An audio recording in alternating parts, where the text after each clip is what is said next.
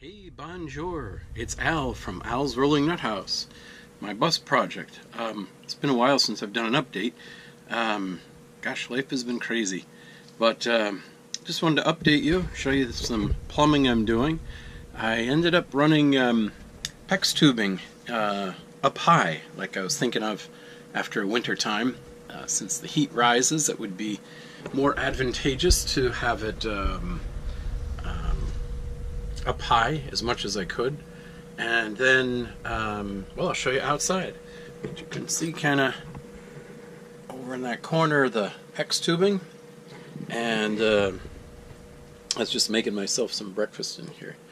And yeah, made what I call an egg mo. It's always good. So let me show you the plumbing. Up high in here above the bunk, my cable tray I'll call it, which will be, I'm going to make a hinged cover for it I think, and then you can easily access it. But that's the water supply coming from the tank, and back up in here is the hot and cold water. And if you follow that along, you can see it up here. Back to the bathroom. What a hairball this is, huh? Ugly looking. And soon, within a week, I'm hoping there'll be a shower in here, 32 by 32. Depends on how fast I can work, I guess. That's my little cheapo camper water heater. I think it holds 2 gallons, which would be enough for a quick blast, and then it's got to reheat and all that. But that's where my kind of water distribution point is, I'll say, because I'm going to have different filters in there and that sort of thing. So let me show you outside.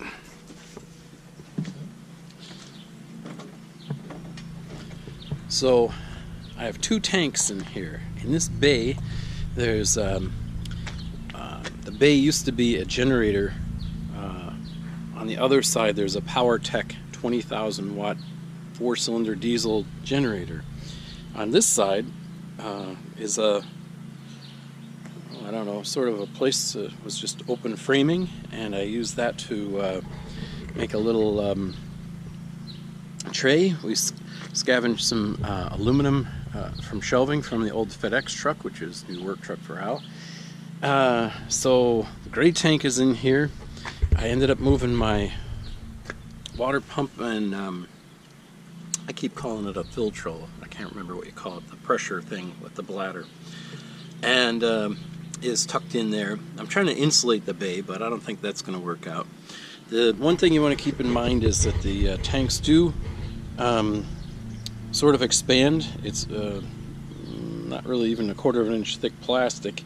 So when you get full volume of water in there, the weight causes it to bow out a little bit, like a 1/2 inch on either side.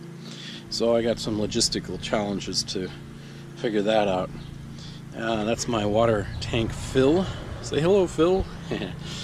And I'm just getting ready to make the street connection. So on the other side, I can have the hose connect when we're at a campsite or something like that. If you're in a place where you can plug in. So there's my AC connection, 50 amp. And it's like a marine connection as well. And those cords are not cheap, the ends on them. It's not something that you can... I was looking to make it up myself, and it's kind of like it's sealed. Here's my street water connection. I have a valve behind that, just because I like to put valves everywhere, I guess.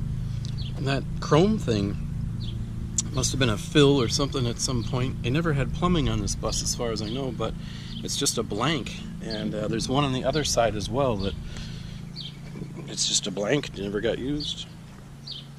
So I'm working on drains and stuff as well, and I'm not going to do the black tank today, but I'm not sure when that'll happen. So there's like 5 feet, a little more, between those stair opening and the back bumper.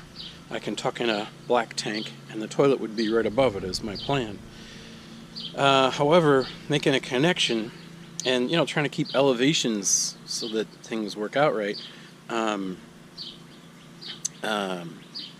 for it to drain. You know, when you drain a black tank, you want to wash it out, the hose down with gray water.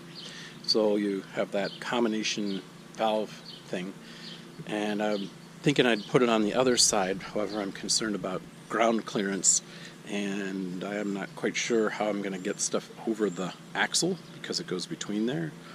Don't know. So that's a little challenge you got to figure out. Also, the shower pan sitting on the floor. The trap will be underneath it outside in the cold, and I'll have a trap that, you know, has a removable drain plug. But again, elevation changes because of that trap, and you almost wonder if you shouldn't have a little reserve tank there and a pump to pump it into the other tank or something. Not quite sure yet. So there's got to do a little more engineering on that part, because it's elevations. I don't know, maybe it's just me and where I take the bus and stuff. You can see I've buggered up the side a little bit. It was when I first bought it, but then I screwed it up some more. But ground clearance is a concern for me, and I don't want to be tearing off drainage on septic. That would really be bad. So, well, hey, thank you so much. Oh yes, and it was really exciting last weekend. We met the Good family, and that was really cool. We met other families doing bus conversions and stuff, and it was really exciting. And they were in East Windsor, Connecticut. I live in Glastonbury, South Glastonbury, whatever. And my office is in Glastonbury, whatever it is. Anyway, it was great to meet up with them and their family, and that was really nice. Keep my wife in your prayers too. Diane had I don't know, she had some internal bleeding, and so she's hopefully getting out of the hospital today. And I'll catch up with her soon. But it's been a crazy week, and thank God she's all right. And so enjoy each day. Each day is a gift from God. So enjoy it. Thanks so much, and we'll look forward to catching up with you soon. And we'll see how we progress. So have a great weekend, and God bless. See ya. Bye.